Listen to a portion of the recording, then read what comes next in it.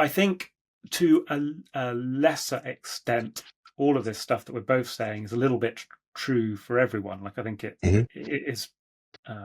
is more so for you, in my opinion, but and by sounds of it, in your opinion as well. But it's a little bit true for everyone. Like in the last session, Armani did the Myers-Briggs personality test, where on the 4 main metrics he scored very close to the middle for each one.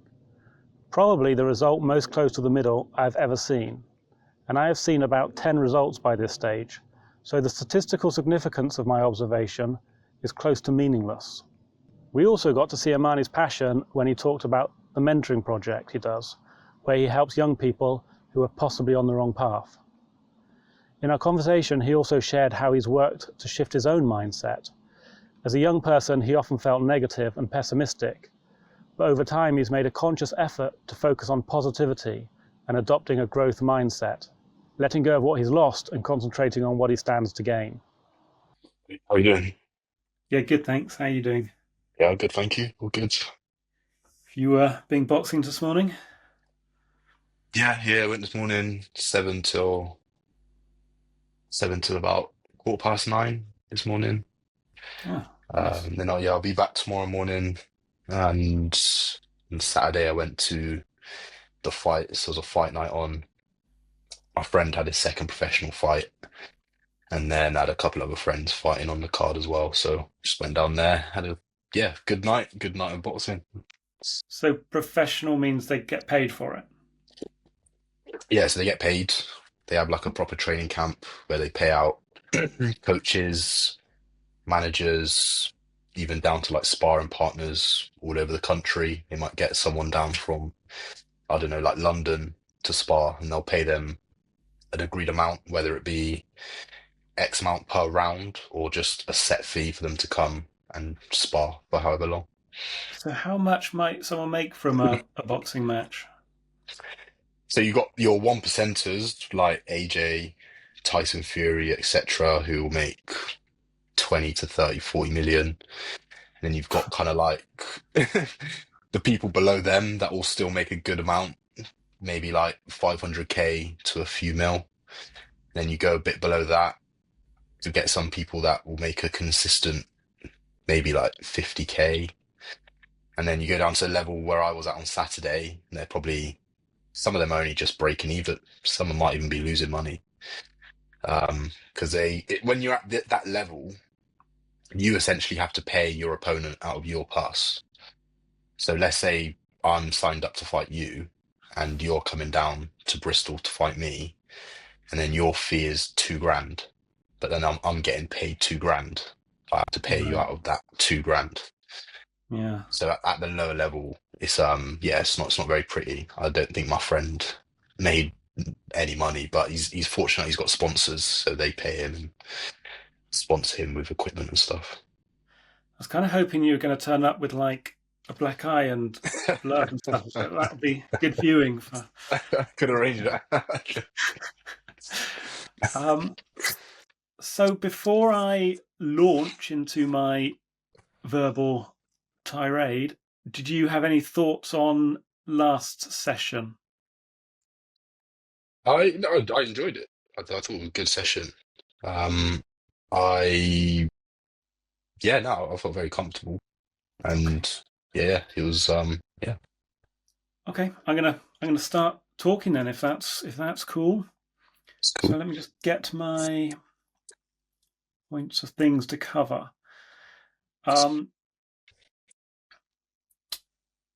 So one of the things I kind of want to work towards in this session is to kind of crystallize what the goals are specifically. And there's two main things that seem to come out from last session. One was working on stuff to kind of free up time. And the other was mindset.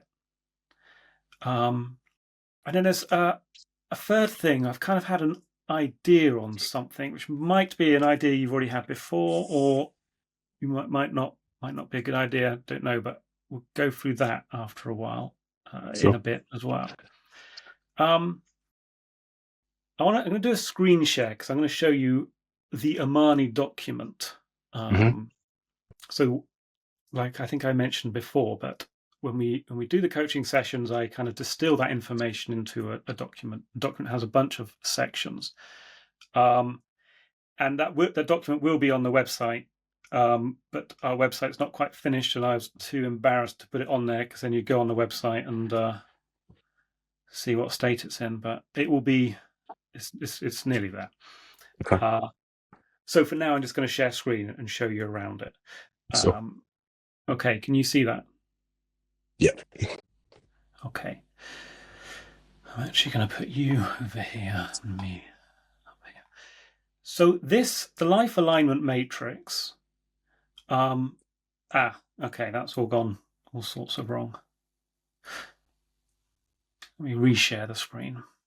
Right, so this life alignment matrix, which is a work in progress, but this is basically what's going on in the background of all of our chats. This is nothing. This is not specific to you in any way. This is just a general one, and you can see at the top we've got what I've called serenity, which I don't know if it's a great name for that, but all names for this top one have flaws. But anyway, you can see the number one thing is mindset.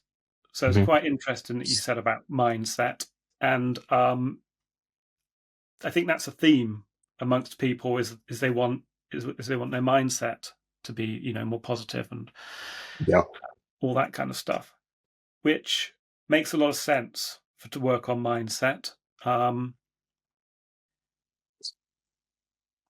it has a number of, well, if you get your mindset right, then it can improve your happiness, make you healthier, and make you more productive. So why wouldn't you want to get on top of that? It's kind of a wise thing to want or to care about. And I think when I was in my 20s, I didn't focus on it enough. Like, I guess I wanted the algorithm for happiness, but yeah. So I think it's a really positive and sensible thing to want to work towards. But notice it's not really in the goals of this life alignment matrix, and we can put it in there, but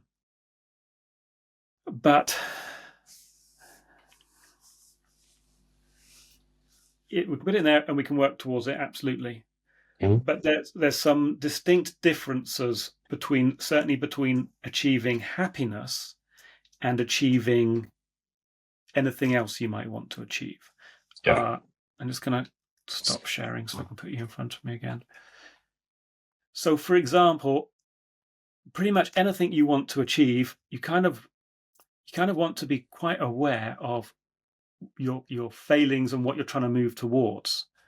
But that doesn't really and that's a great frame of mind for achieving anything. But it doesn't really work for happiness, because if you're specifically telling yourself you want to aim towards happiness, you're kind of spelling out to your subconscious mind that you're discontent with this moment.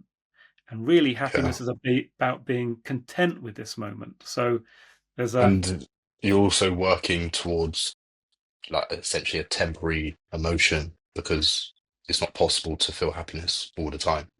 right. Just because different things happen throughout the day, where something happens, you feel happy. Something else happens, you feel stressed. Something else happens. Like, you can't always feel happy unless there's something wrong, because not everything's going to be going your way or necessarily be positive. Yes. We'll swing. We might tweak that model a little bit, but yeah, it's almost like a shallow emotion, isn't it? I don't know. Anyway, we're getting too philosophical, but yeah. So that's one of the reasons why we don't want to make happiness a goal. We kind of almost have to aim in other directions that happiness will come out of that. Yeah.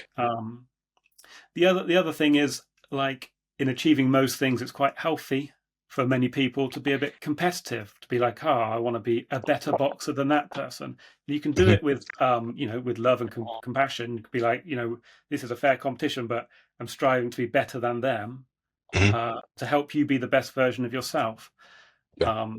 and again, with happiness, that doesn't really work. If I'm like, oh, I just want to be happier than Armani, that's what I'm aiming for now. It's a very negative mindset for happiness. Yeah. Yeah. So yeah. But you notice from that life alignment matrix, for me, it's the top thing. It's the most important thing. And obviously with the coaching, I want people to achieve all their goals, and I want them to Mhm. be successful and healthy and all that good stuff. But to an extent, the happiness, that top row, is the most important thing, because if you're not happy, then it's kind of arguably pointless, all the other bits. But yeah, with that name, Serenity, I kind of thought like mindfulness didn't quite work for me, because it was like it's a bit scientific, a bit Mhm. new age. Enlightenment is probably the word I'd naturally use, but kind of gets associated with beliefs and that kind of stuff, which Mhm. I don't really want. Uh, so yeah, just gone for Serenity for now. Okay. Right.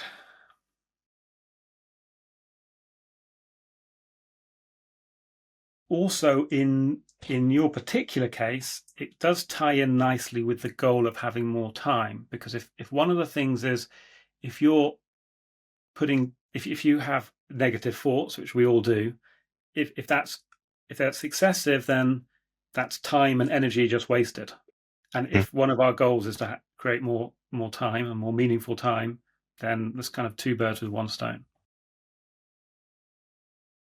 Uh,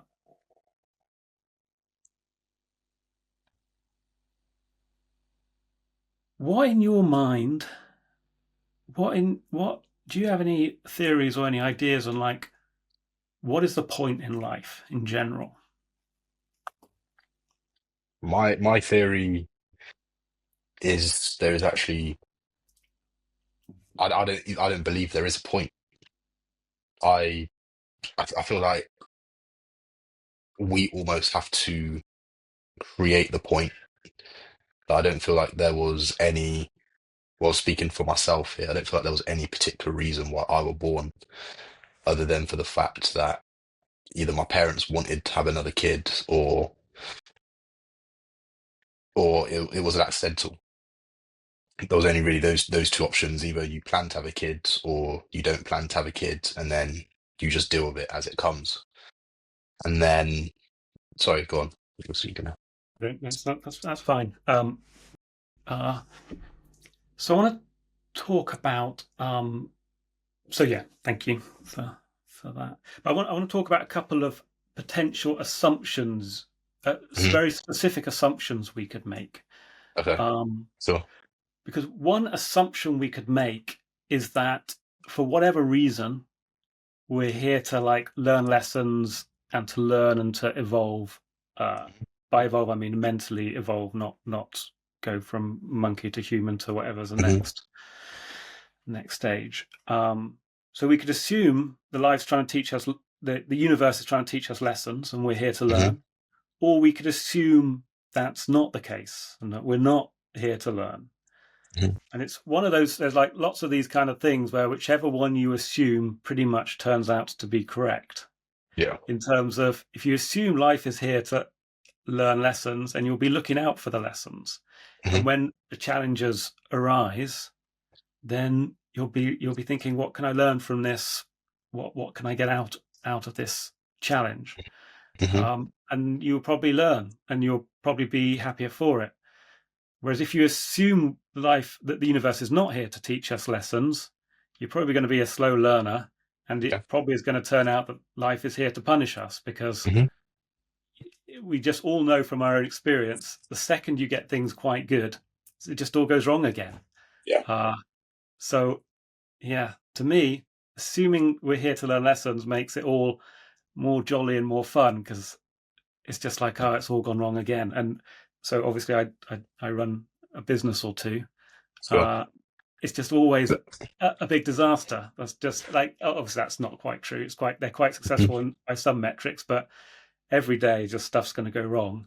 Yeah. And if that And got to me, so I was going to basically, I think a lot of the main point to life, I would say, is like how you react to things and deal with things. Like, it's not necessarily the thing, whatever it is that happens. Like, maybe you start a business, or something personal is happening at home, or someone's wronged you, or someone's cut you up in your car, little things.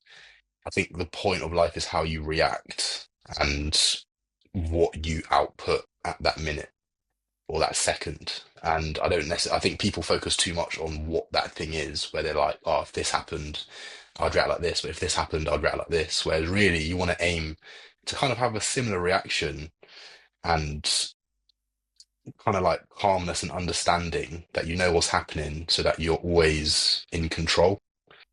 And I think that is just going on what you're saying. If there is a point, I think it would be that, just because you can only control how you react to things. That is And literally all you can control, isn't it? yeah, that's all you can control. There is nothing else you can control other than how you react to this thing in this moment. Yeah. We have no other power. Hmm. Yeah. Um,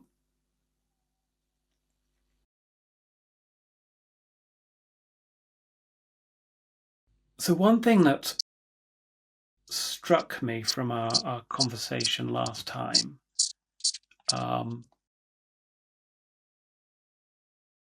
again, this is just, well, I'm just going to say it and then I'm going to tie it back in, but this is just my opinion.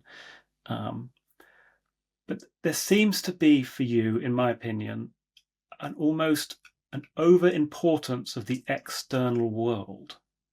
And obviously, we've got the external world and the internal world. And I'm not talking about the fundamental importance. So typically, I'm getting sidetracked here, but typically, introverts value the inside world more, and extroverts value the outside world more. But I guess I'm talking more about the importance, as in like taking it too seriously. Hmm.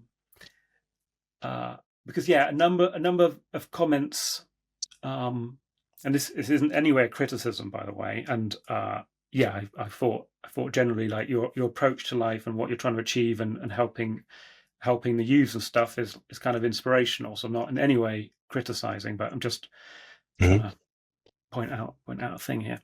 But yeah, so like, for example, you mentioned, you don't want to go to sleep because of basically stuff that's happening in the outside world that you might be missing out on. And that Hmm. knowing other people aren't asleep, again, that's an outside world thing. Not missing out on conversations, again, an outside world thing. Thinking about past wrongs, both in terms of what you've done and what other people have done, again, that is kind of an external outside world things, because we don't do wrongs inside our head. Our wrongs aren't about how we're feeling or the kind of internal stuff. They're more about interaction with the outside world, usually specifically people. Hmm. And you mentioned about a couple of times about doing things not wanting to appear foolish, or that kind of thing. And again, that's an outside world thing. Hmm. Um, so yeah, just that struck me, because I think that's potentially something specific we might be working on. Sure. Um,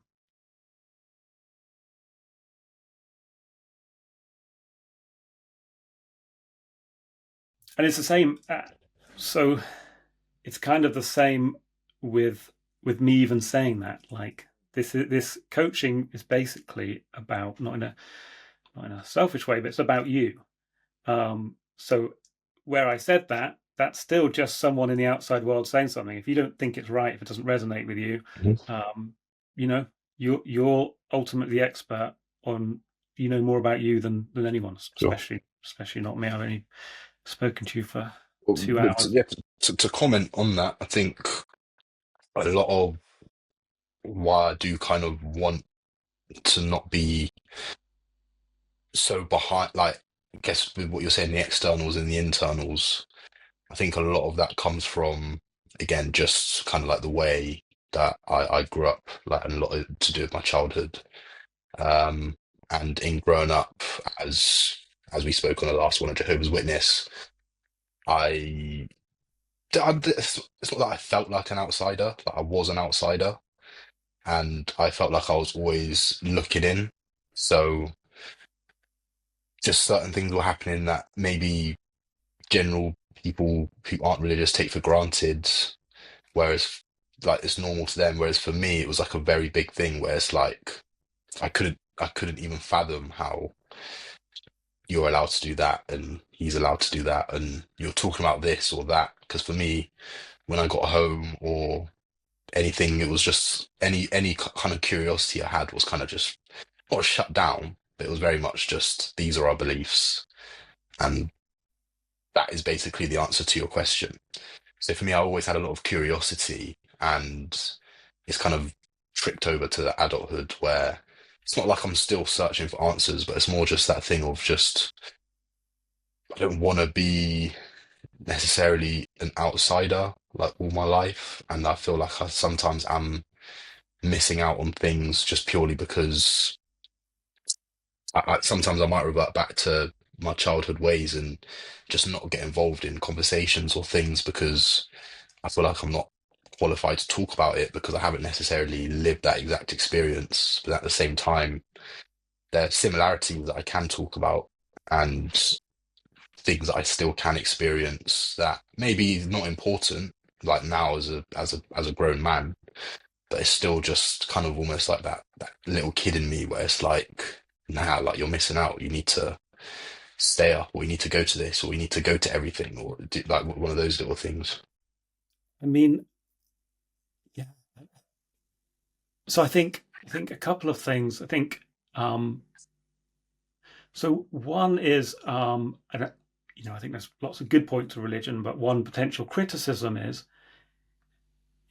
for children in religious environments, they are having an outside interpretation of the world forced on them. It does kind of suggest it does give the subconscious of the child, they think the outside world is super important because it's kind of forced on them, unless they happen to resonate with those beliefs, and that's just the way it is. But I think to a lesser extent, all of this stuff that we're both saying is a little bit true for everyone. Like I think Hmm. it is more so for you, in my opinion, but and by sounds of it, in your opinion as well. But it's a little bit true for everyone. Like we all missed out on a Sure. bunch of stuff in our childhood. There was always the party we couldn't go to, or this, that, or the other. But for most of us, it wasn't overly systematic. Yeah, and nothing we're going to do is going to be to try and shut that off or shut that down. That is what it is. It's not. Uh, yeah, not. We're not going to try and take anything away. We're going to try and add things in. I guess is what Sure. I'm saying. Yeah. Um, do you ever? So that's going to be a big thing, this mindset thing. But I'm going to Hmm. skip around to a few other places if you don't mind, and we will swing back to that in a little bit. Sure. Um, well, actually, this one's kind of semi-related, but I kind of just want to challenge something you said about uh, when you're talking about going on holiday, and you said because so basically you didn't relax and you tried to stick to your own schedule, and then you said something along the lines of you eventually got into it and did what you were supposed to be doing on holiday, which was relaxing and staying up late and eating rubbish. But I just kind of guess I want to challenge that stuff's all fine, but the only thing you should be doing on holiday, in my opinion, is what you want to be doing. Like there's no Hmm. external rules. If you want to relax and stay up late and eat junk, then that's fine. But I don't think there's in any way a should. Again, I think that's an external world thing. If everyone else in the world is lying on a beach doing nothing, and that doesn't work for you, everyone else can go and lie on their beach. And Hmm. there's the only right or wrong is if you are doing what you want to be doing. Obviously, there's exceptions. Like if Yeah. you have family and children, then that's time to do what they want to do. That's just. Yeah. But yeah, but again, that will be you deciding as man in your family. Like we're going to do what benefits the children or all that Hmm. kind of stuff. Uh, so yeah. Um, I know you mentioned last time that you went through a phase of uh, reading kind of self-help books. I'm just going to share the screen again because there's something I want to show you on the Mhm. Armani document. And this is on everyone's document, what I'm about to show you, Okay. because a lot of it is a lot of it has similar categories. So I'm just going to share screen. Have you got that again? Yeah. Yeah. Yeah. So this is in Word, by the way. I don't know if I know you're familiar with the Office stuff. You can get this Mhm. navigation thing in and just flick between things pretty quick. Balance is what I want to look at.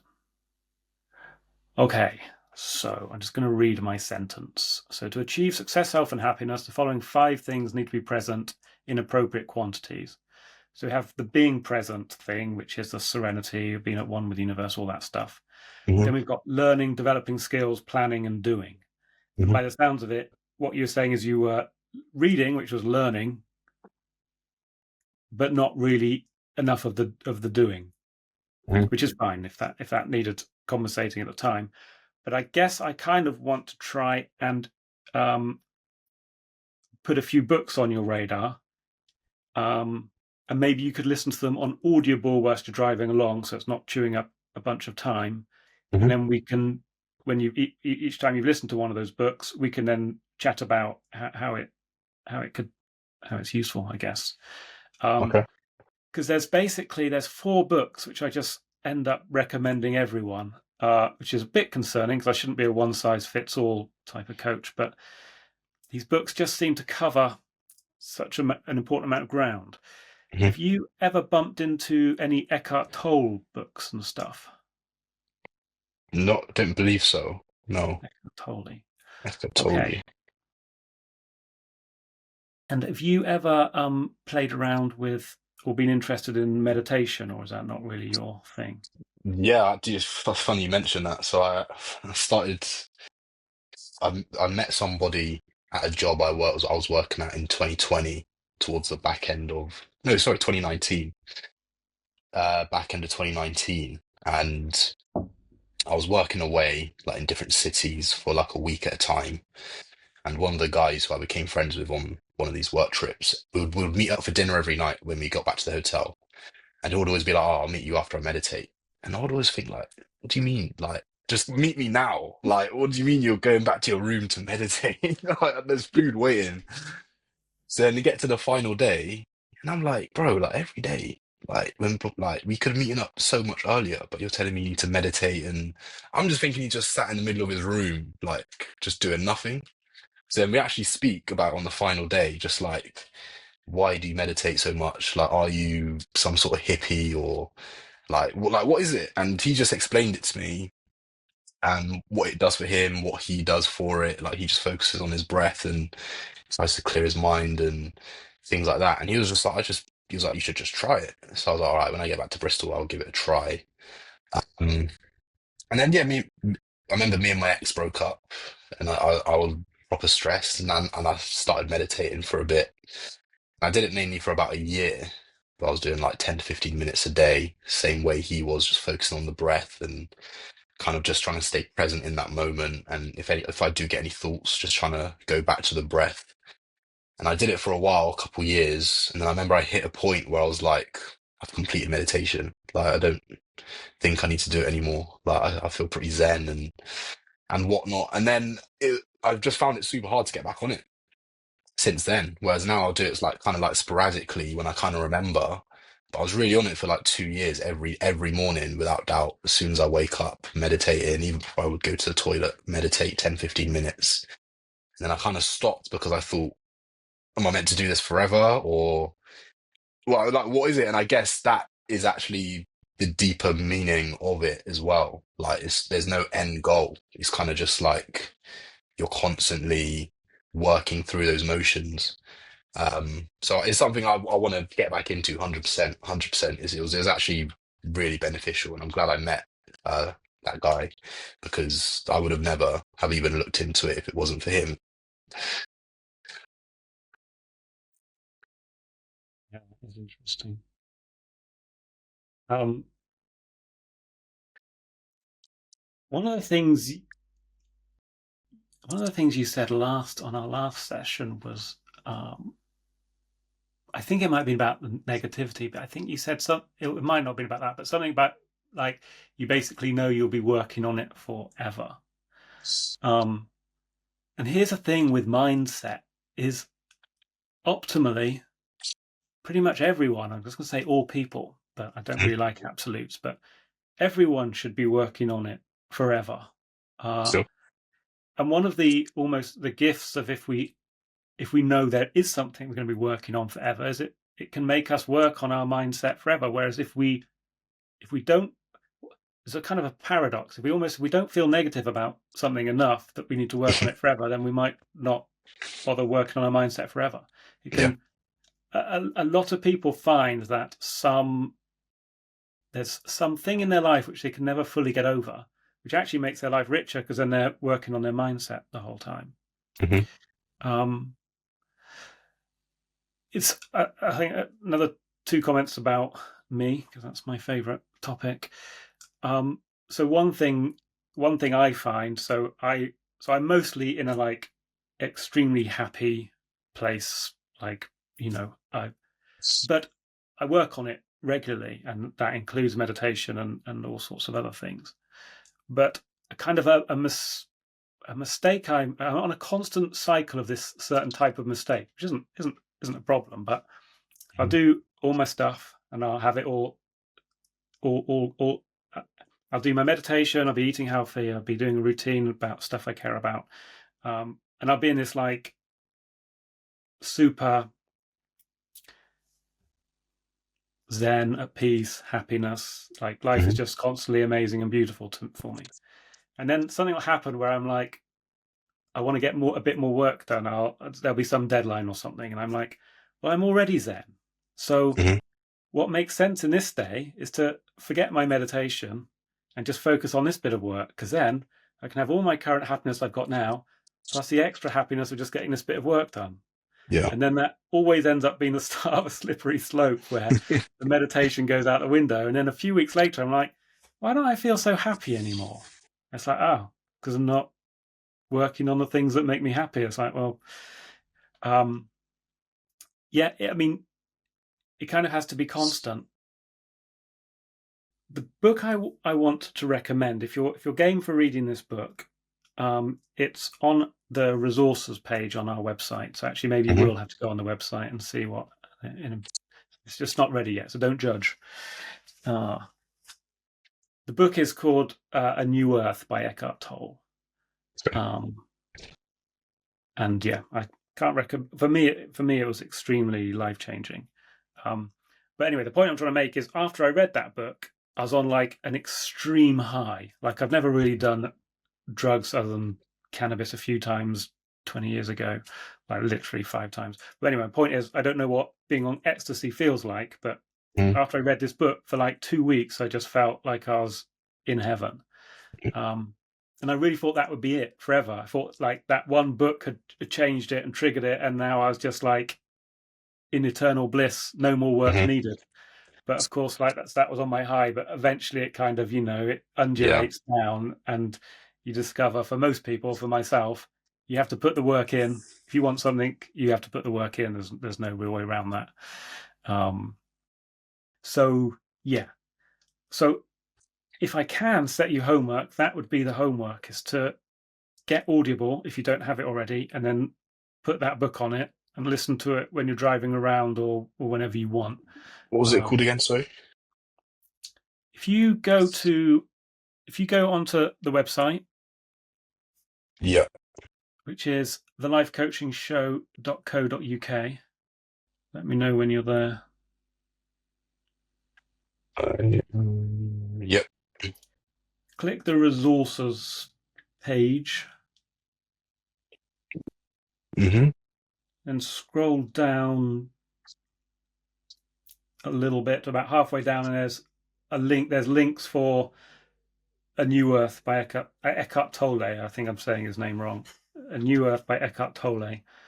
And then there's Okay, on yeah, I the see. right, there's the book, the Audible, and those should take you through to Amazon. Not that you have to get them from Amazon, but it just means that you can be sure you're buying the right book.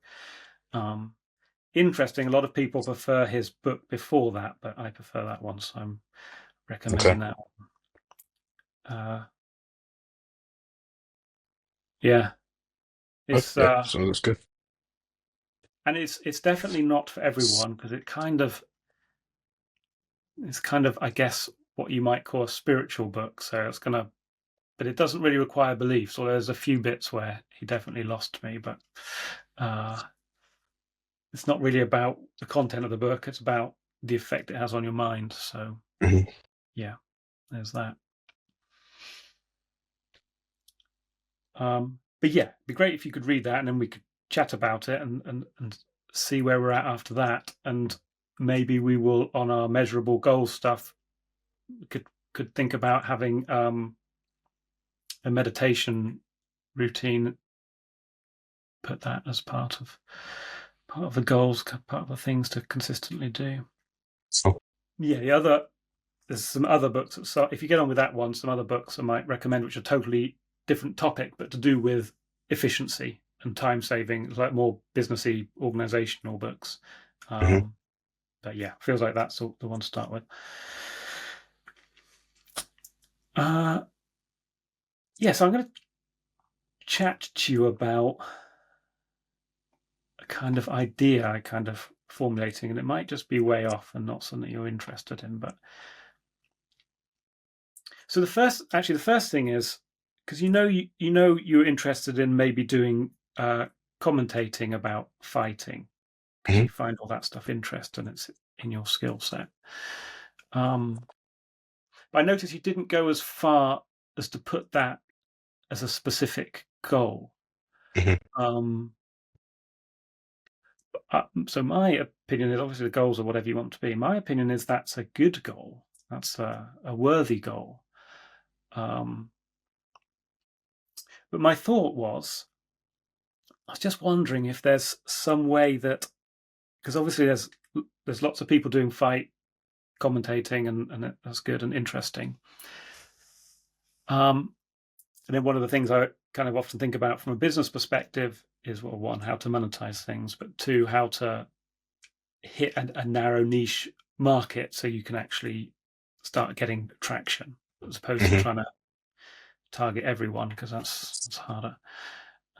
But anyway, I was thinking because you're interested also in training aspect and you're interested in, you used to be a personal trainer as well, didn't you?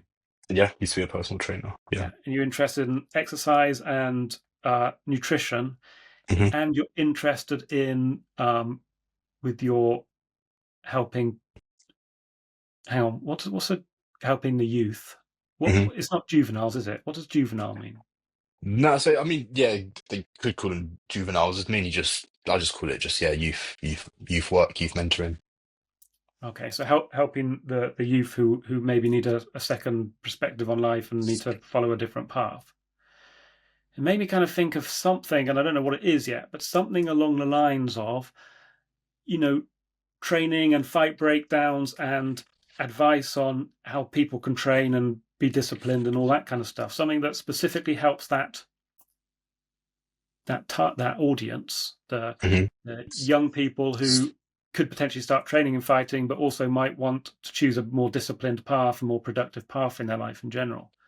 So yeah, that was my idea. I was wondering if you if it is a goal to do commentating, I wonder if it could be if there's any potential for it to be tweaked to encompass that.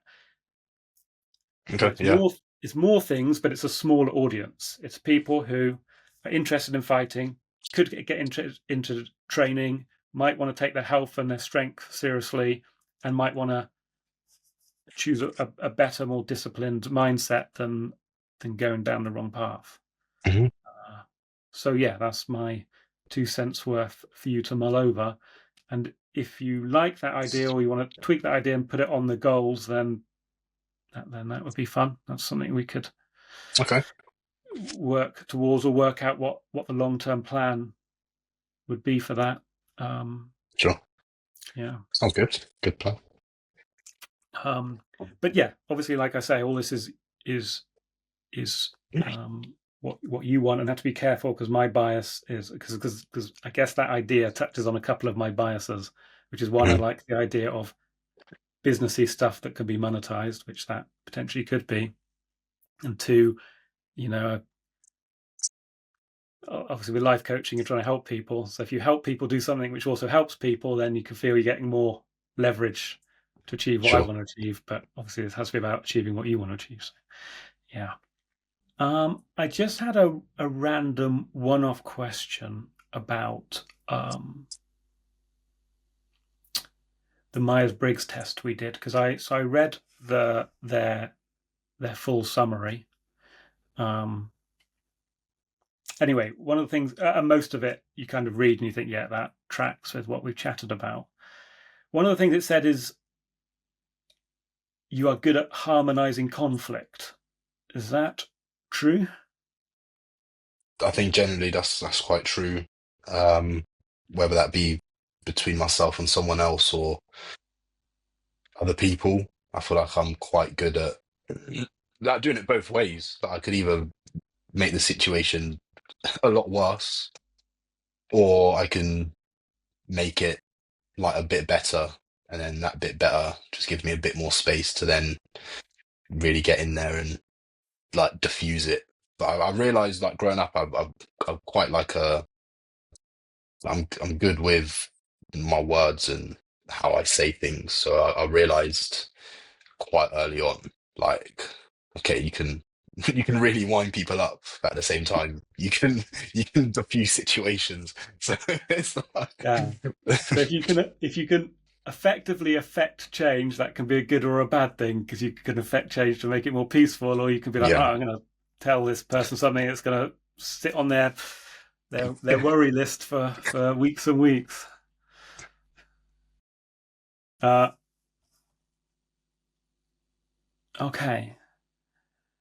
The the final thing I really wanted to touch on today is talking about purpose. Um,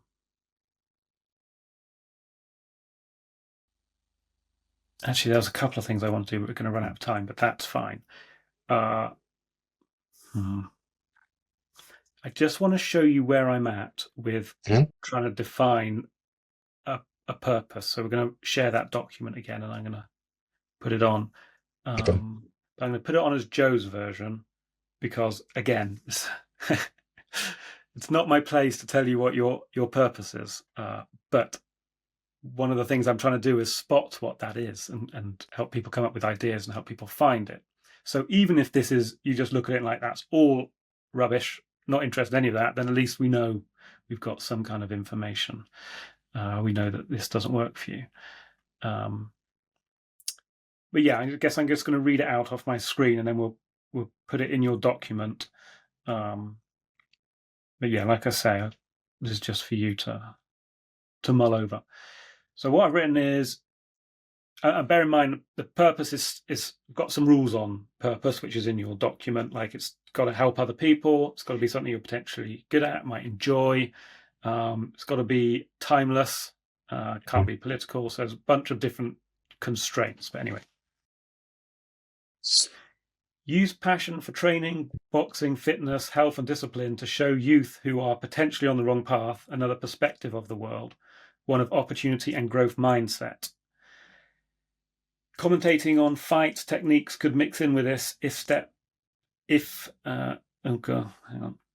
Commenting on fight okay, should have checked this. Commenting on fighting techniques could mix in with this if taken one step further and include training tips and diet along with mindset tips.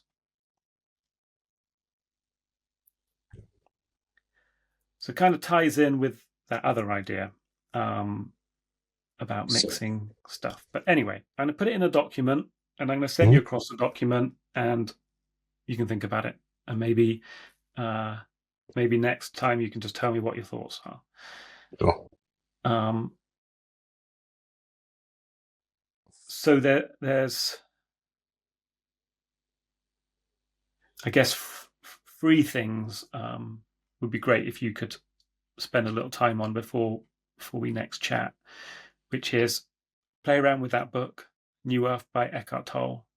Play around and see what you think about that goal, the commentating on fights goal, and mixing that in with other things that you're interested in, and having a think about that purpose, if that resonates with you, or if you can think of another purpose.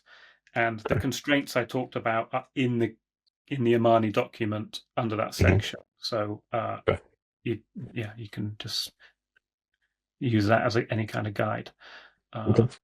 So yeah, 3 things to think about and listen to, and yeah, that's that. Sounds good. Any final comments? No, I'm just gonna look at those few things that you mentioned. Yeah, no additional. Yeah, you just gave me some things to think about is all. So I'm just I'm just already thinking about it. Yeah. I'll definitely mull over that, and this time I'll leave my computer open as well. What percentage does it say it's on now? I'll say it's on 99. Oh, it's going to be seconds then. But yeah, leave it on. Yeah, all the last footage came through fine in the end. Is it? Sorry, one final question before I leave you in peace. Why didn't you mention the commentating as a goal earlier on in our chat before? Is there a reason for it, or it just isn't a goal? Because I guess was there any concern that it might be an invalid goal as opposed to something? Was it because you're not that interested in it, or were you concerned it's an invalid goal, or no reason at all? There's no particular reason. I think it's more so I I'm working on it, but I've struggled to like pull the trigger on things. Um, like to actually start it. So for me, it's something that I've thought about extensively. And I mean, YouTube. I have made a YouTube channel already, but I just haven't uploaded anything on there. So for me, it's kind of a thing of I don't like being that person that has all these goals, but nothing ever comes to fruition. So I guess it's just something that I just kind of looked at as a little bit invalid. And is it that serious at the minute? And it is, because I think about it near enough every day. But it's more so just actually getting to that next step and trying to achieve that, whether that be uploading content and getting no views or X amount of time, or just little things like that, where generally I don't like that feeling of like being at the beginning of something, where like, because I can just think back to like being at the beginning of my property career or my modeling career, or even like things like that. And I remember just feeling I remember feeling lost and excited for what the future holds. I also remember just feeling like I just want to be good at this. Like I don't want to be like inefficient at my job and doing things wrong. And I guess with the commentating and making content on that sort of stuff, it's obviously a bit more public than working behind the scenes. And I guess it's just something where, as much as people might not think it, because I'm in front of the camera for various shoots and things like that, I think about what people say, maybe too much. And I guess that's the biggest thing, where it's like, I don't know, maybe a boxer might come out and say, who are you, like, to give your opinion? Like, you're not a fighter. Or maybe a coach will come out and say, like, who's this guy, like, giving his opinion? Like, you're not a coach. Or a fan might come out and be like, why am I listening to this guy? I've been watching boxing since before you was even born. So what do you have? Like, what do you? So I guess it's just little things like that where I just overthink it. I mean, a couple of things. So one, definitely all of those things will happen. That's the law on YouTube. And everyone has an opinion and everyone could do it better. That's Yeah. I think if that was to go on the goals thing and we do plans and steps, that might slightly delay the pulling the trigger because I guess we'd have to plan it a bit from the end goal back to there'd be quite a few things to work out so that when the trigger was pulled, that it wasn't. I guess what I'm saying is new projects and new businesses can be very slow to take off, but a lot of that can be avoided by some asking a few simple questions and coming up with a few plans and all that kind of stuff. So I guess my kind of advice would be to do that, and we would work through those questions and come up with the plans before the trigger was pulled. That would be my advice. Having said that, the plans all go out the window anyway, but somehow if you make the plans, it goes better than if you don't. I don't have a reason. Anyway, cool. Right. I'll message you to arrange the next session, but I don't know if you're free this time in 2 weeks. Yeah, that's fine with me. Yeah. Okay, perfect. Cool. If you have any questions or anything in the meantime, just give me an email or give me a call or whatever. Sure. Sounds good. Thank you, Joe. Catch you later. Enjoy your day. See ya. So it looks like between us, me and Armani have discovered the purpose to life. If you have been wondering about what that might be, well, you're welcome. Now we have cracked the fundamental philosophical question, in our next episode we will turn our attention to science and probably crack the grand unification theory that the scientific world has been so diligently working towards. Or we might just continue with life coaching.